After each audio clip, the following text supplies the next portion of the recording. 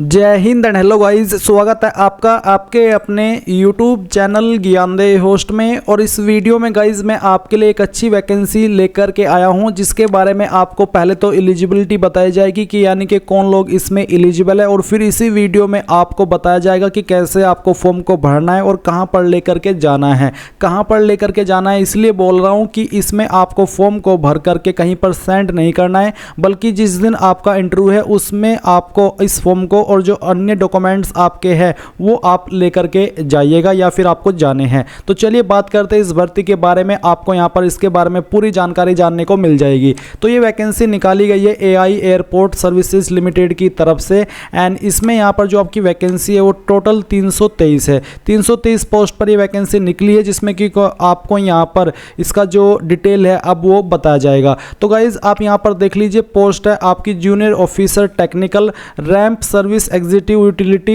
Agent कम ramp driver, फिर है आपकी हैंडीमैन और हैंडी वुमेन। आप यहाँ पर देख सकते हैं कि कौन से स्टेशन के लिए कितनी वैकेंसी है। स्टेशन से मतलब है कि यहाँ पर आपकी पोस्टिंग की जाएगी, किस डेट में किस पोस्ट का इंटरव्यू है वो भी आप यहाँ पर चेक कर सकते हैं। जो आपकी हैंडीमैन और हैंडी वुमेन है, इस पर आपका इंटरव्यू 18-19 अक्टूबर 2023 है। टाइम सुबह 9 से 12 बजे रहने वाला है। वेन्यू यानी कि कहाँ पर आपका इंटरव्यू लोकेशन है वो भी आप यहाँ पर चेक कर सकते हैं। इस लोकेशन के ऊपर आपको जाना होगा आपके इंटरव्यू के लिए। अब यहाँ पर नीचे आप ये जान लीजिए कि इसमें Indian national male and female दोनों अप्लाई कर सकते हैं, यानी कि चाहे आप कहीं से भी है आप इसमें अप्लाई कर पाएंगे। ये वैकेंसी आपका शुरुआती तौर पर 3 साल का कॉन्ट्रैक्ट पीरियड के रूप में रहेगा, और उसके बाद में आपकी परफॉर्मेंस के अकॉर्डिंग इसको बढ़ाया भी जा सकता है। यानी कि ये आपकी कॉन्ट्रैक्ट बेस्ड वैकेंसी है, तो शुरू में 3 साल पीरियड रहेगा और बाद में आपका पीरियड बढ़ाया जा सकता है आपकी परफॉर्मेंस के अकॉर्डिंग। एंड यहाँ पर जो आपका सवाल है कि क्या ये परमानेंट वैकेंसी है, तो वो परमानेंट नहीं है, मैंने आपको बता दिया है।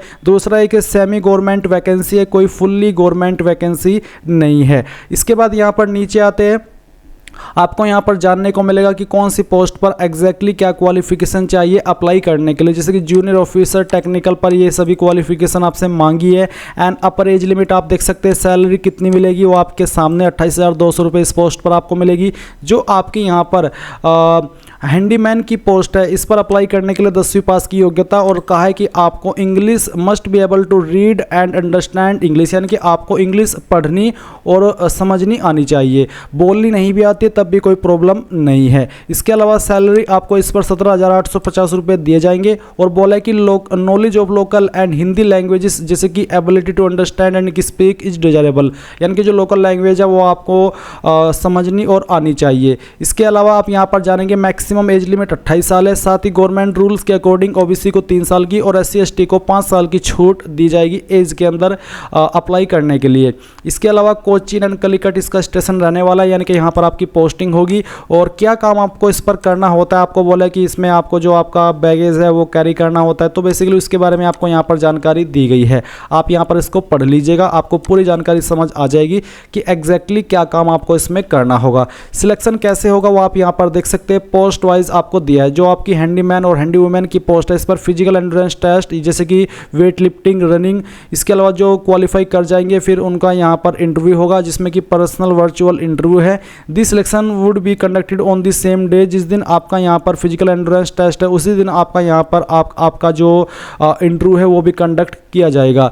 अब इसमें आपने ये जान लिया है, फीस भी यहाँ पर रखी गई है, जो कि यहाँ पर 500 रुपये फीस है जनरल OBC कैंडिडेट के लिए। जो कैंडिडेट यहाँ पर SC/ST से बिलोंग करते हैं उनके लिए यहाँ पर कोई भी फीस नहीं है। अब गाइज आप यहाँ पर ये भी जान लीजिए कि जो SC/ST and ex serviceman category candidate हैं, इनको छोड़ करके बाकी कैटेगरी को जो फीस जमा करनी है 500 रुपये, वो उनको AI एयरपोर्ट सर्विसेज लिमिटेड इनके फेवर में डिमांड ड्राफ्ट के माध्यम से जमा करनी है।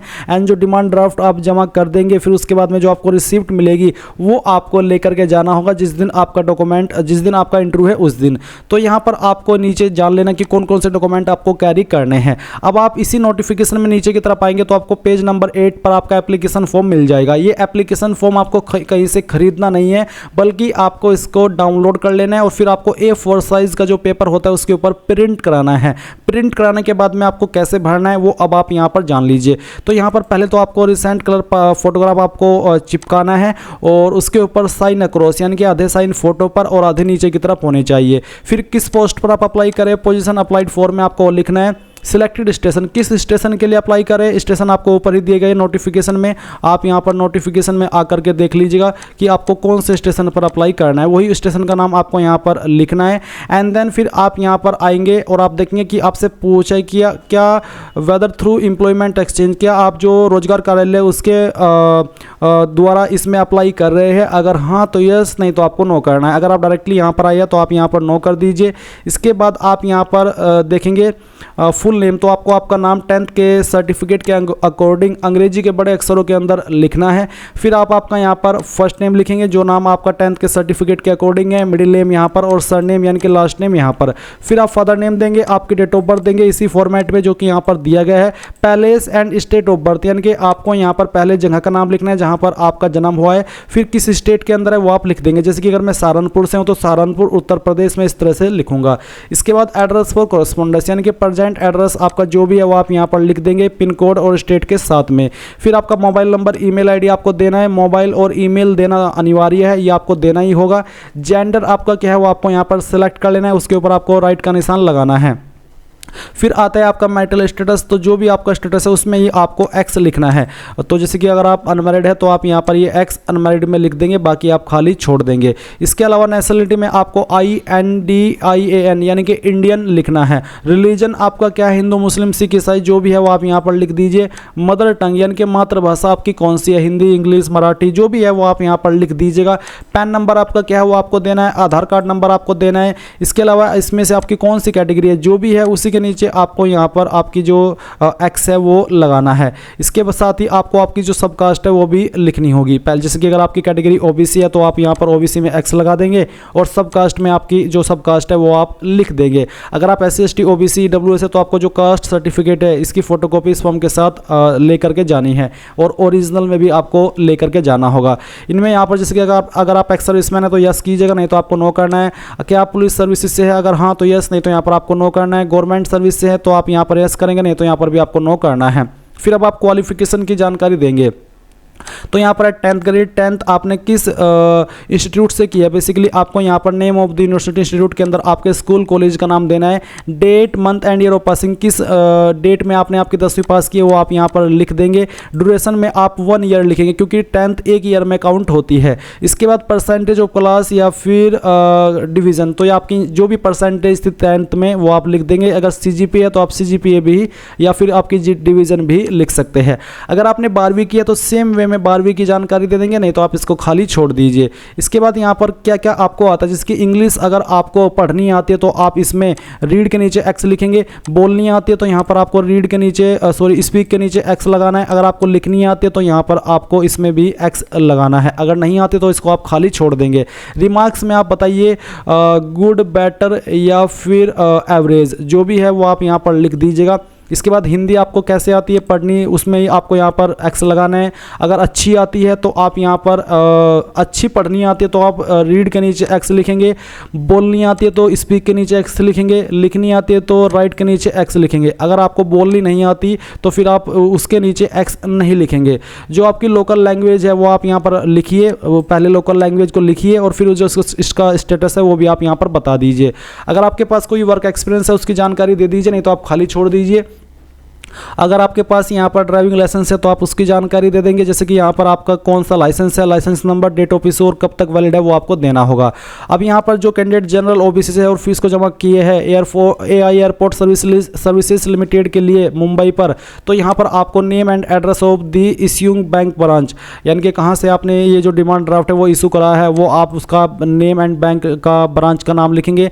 डेट ऑफ इशू किस डेट में कराया है, डिमांड ड्राफ्ट नंबर देंगे और अमाउंट यहाँ पर ऑलरेडी लिखा है। इसके बाद अगर आपका कोई रिलेटिव AI की सर्विसेज लिमिटेड के अंदर काम करता है तो आप उसकी जानकारी देंगे, नहीं तो आप इसको खाली छोड़ देंगे। फिर नीचे आइए, यहाँ पर आप पहले से लिखिए कहाँ से आपने इस फॉर्म को भरा है, सिग्नेचर कीजिए, यहाँ पर आप डेट लिखिए किस डेट में आपने इस फॉर्म को भरा है। इसके बाद नीचे आकर के list of documents copies to be attached, जो डॉक्यूमेंट्स आपको इस फॉर्म के साथ अटैच करने हैं और बोला है कि आपको यहाँ पर ओरिजिनल डॉक्यूमेंट भी लेकर के जाने हैं। तो जो भी आपके पास इनमें से डॉक्यूमेंट आपने इसमें अटैच किया उसके सामने आपको एक्स लगाना है और जो नहीं किया किया है उसको आपको खाली छोड़ना है। तो इनमें से जो डॉक्यूमेंट आपके ऊपर लागू है, एप्लीकेबल हुए हैं डिटेल्स के अकॉर्डिंग उसमें एक्स लिखिए और बाकी को खाली छोड़ दीजिए। एंड जो जिसमें आप एक्स लिख रहे हैं उसकी फोटोकॉपी और ओरिजिनल में आपको जिस दिन आपका इंटरव्यू है उस दिन लेकर के जाना होगा। तो ये आपने पूरा फॉर्म भर लिया, अब आपको इसको प्रिंट करा लेना है और प्रिंट कराने के बाद में आपको यहाँ पर दिए गए लोकेशन पर टाइमिंग के अकॉर्डिंग जो यहाँ पर डेट है उसके अकॉर्डिंग आपके इंटरव्यू के लिए पहुँच जाना है।